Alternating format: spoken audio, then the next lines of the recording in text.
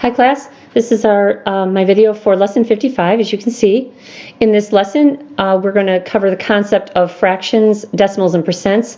That is converting between the three. So converting a fraction to a percent to a decimal, decimal to a fraction, and so on. First I have to say, I'm going to label my little boxes here, 1, 2, and 3.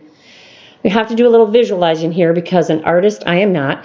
These boxes should be the same size, and in the book they represent, the red X's would be represented by shading, but it's very hard to do on this whiteboard app.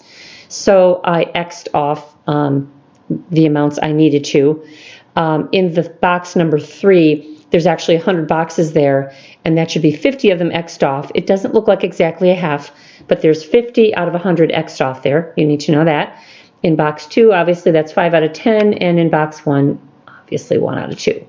So imagine in your mind that this is like a textbook. The boxes are all the same size, and the shaded areas are all exactly the same amount.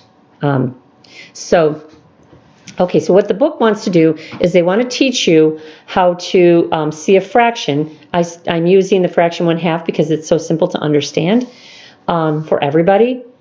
So we look at box number 1, and I say this amount that is X represents 1/2. And visually we can see that that's 1 out of 2. In box number 2, they want you to represent the same amount using a decimal. The decimal for 1/2 is represented as 5/10. We would get that by taking 1 and dividing it by 2, and if you carried out that division, you would end up with 0.5. You might end up with 0.50. The trailing zeros don't matter. It's the same fraction, okay? And it represents 5 out of 10, or 5/10. Okay? In box number 3, we have 50 out of 100 boxes X'd.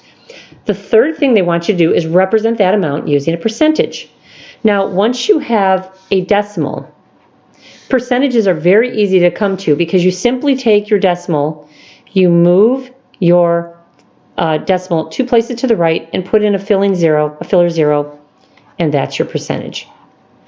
And these are equivalent amounts: 1/2, 5/10, and 50%.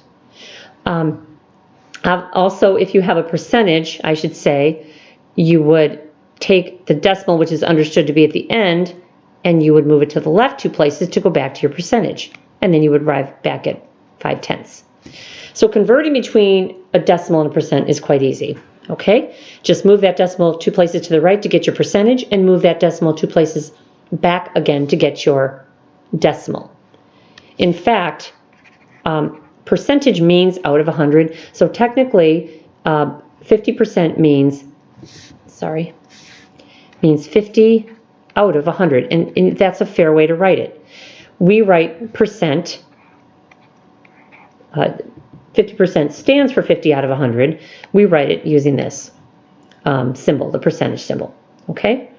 So just remember that. When you see a percentage, let's say it's 73%, that means 73 out of 100. That is the actual math representation, and what you would use in a math problem, or you could use the decimal 73/100ths. Okay, now that I've mentioned that, I want to tell you what to expect in the practice problem. I'll give you a little sample here, and I think you'll be good to go. Let me erase all this. You know what? I'm just going to clear my canvas. It's quicker. Okay. In the practice, they're going to give you a chart. And the chart is going to be labeled, I'm going to use just the first initial, first starting letter, fraction, F for fraction, D, decimal, and percentage. Okay, so it's going to be labeled fraction, decimal, and percent. They're going to give you a couple of these values, and they'll want you to find the rest.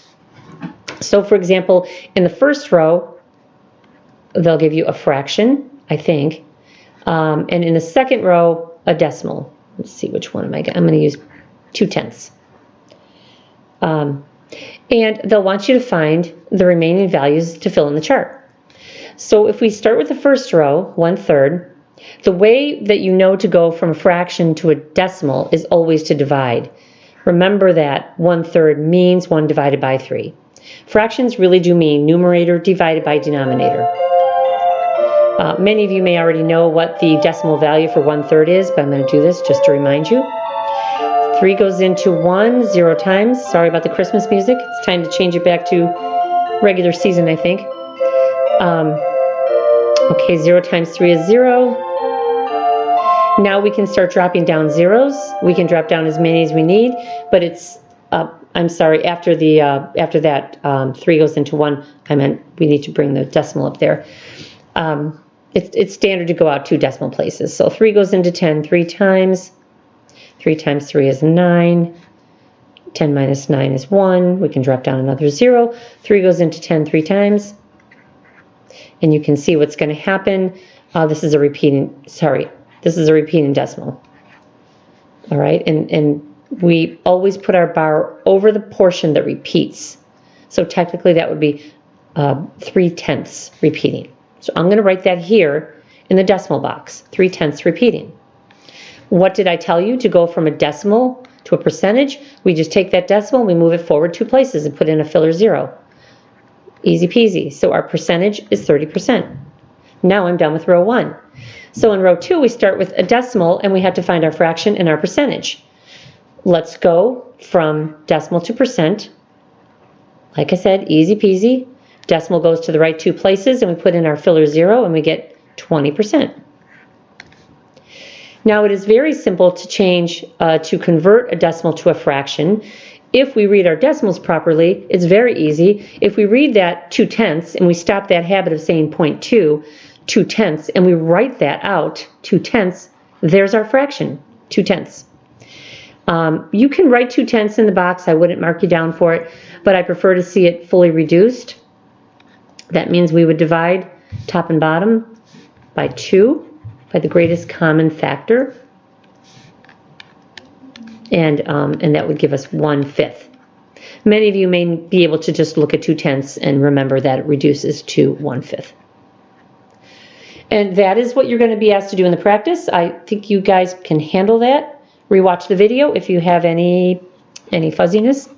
Okay, signing off.